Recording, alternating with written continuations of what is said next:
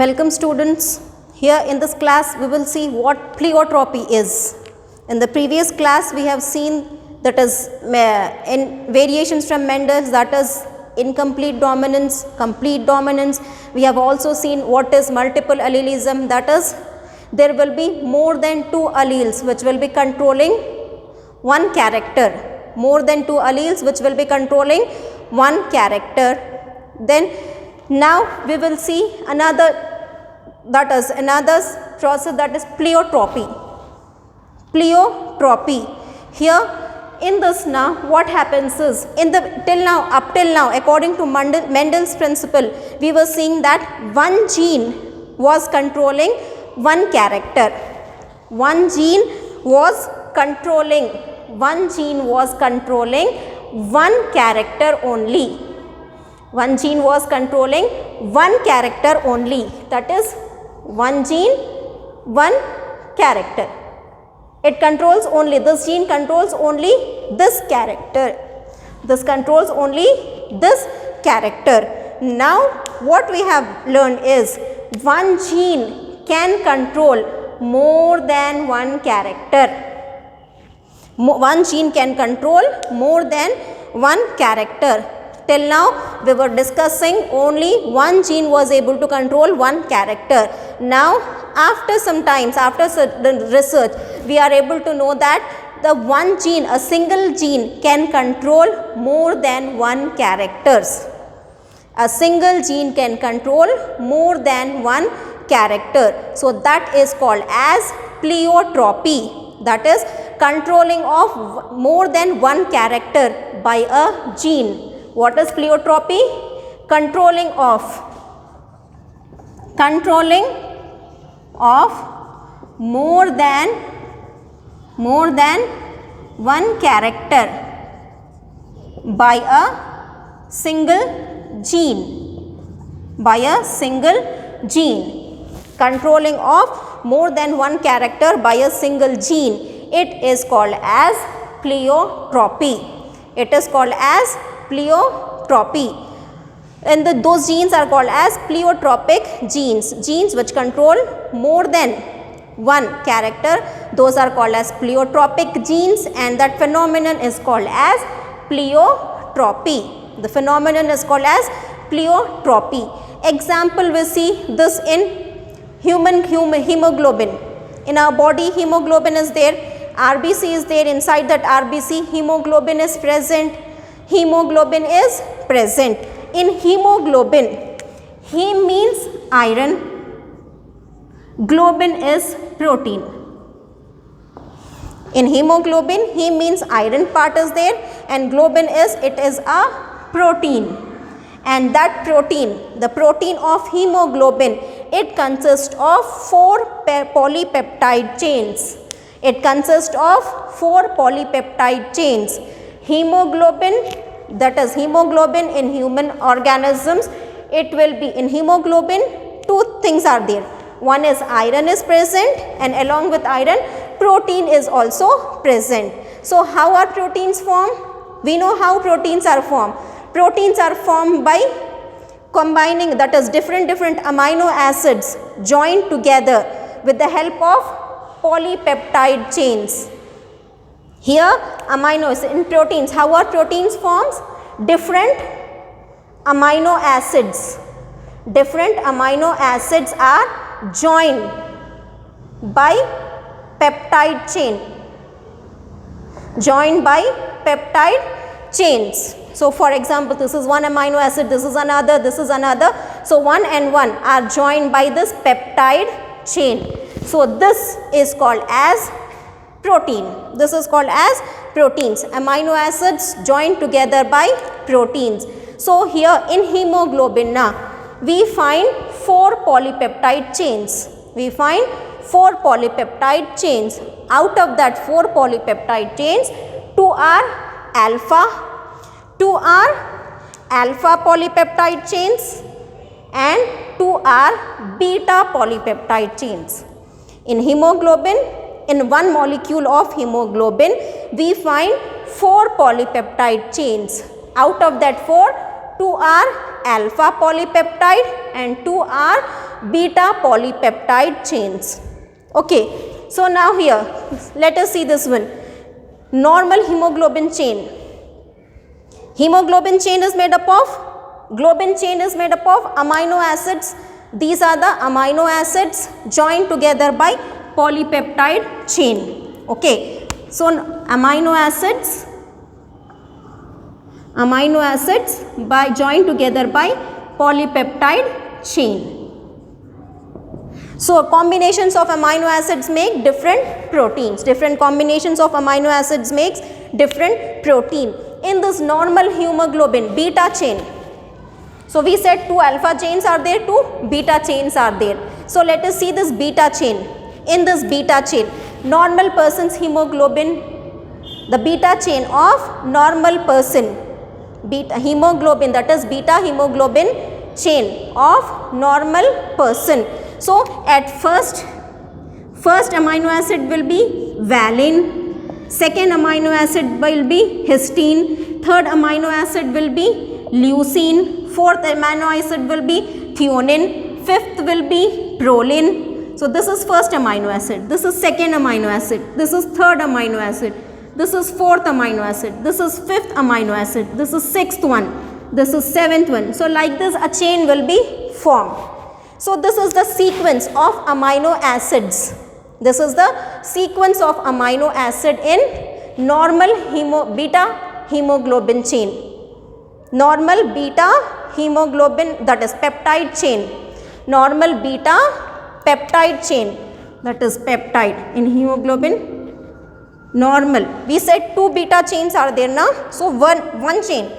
This is how 2 will be there. So this is the 1.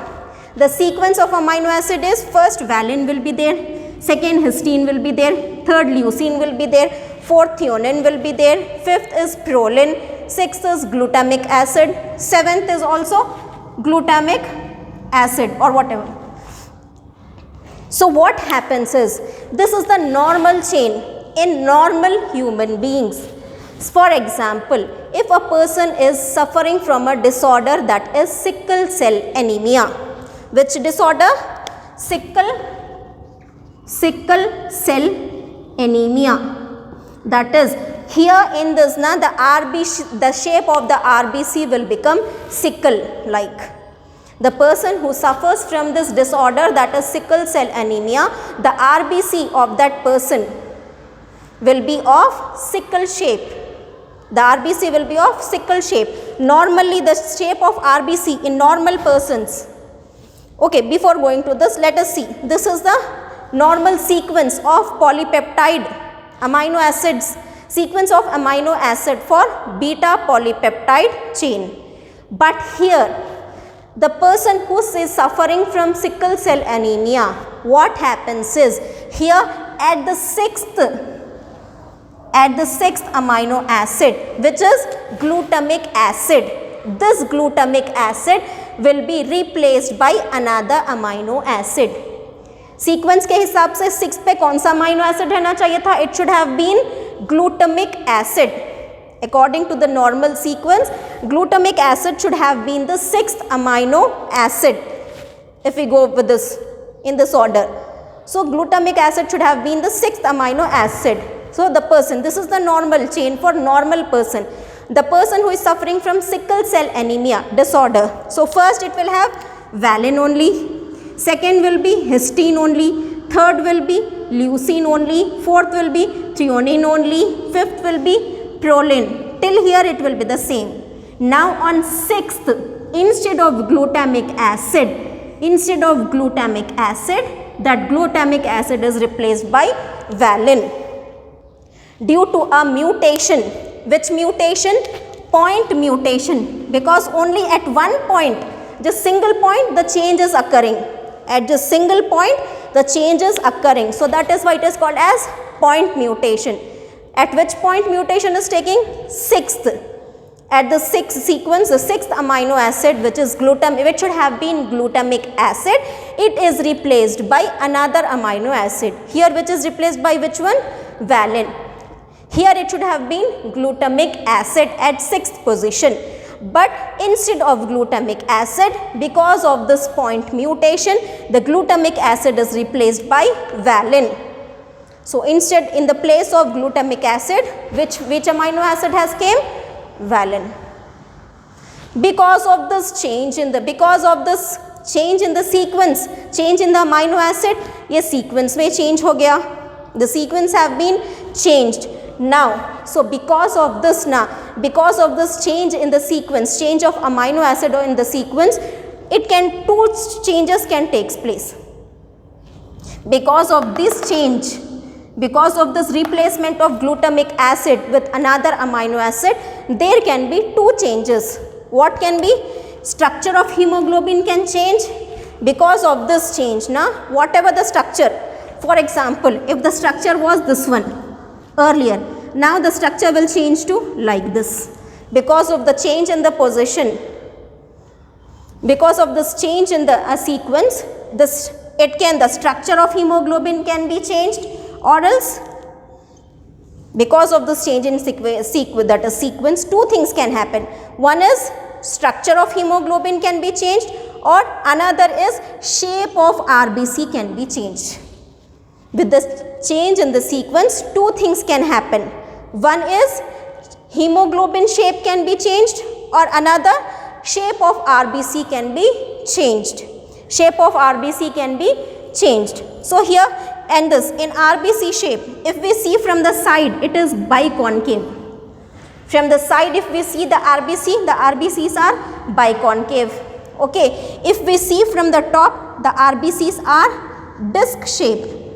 The RBCs are disc shape if we see from the top, and if we see from the side, we find the RBC in biconcave shape. We find the RBC in biconcave shape in normal human beings.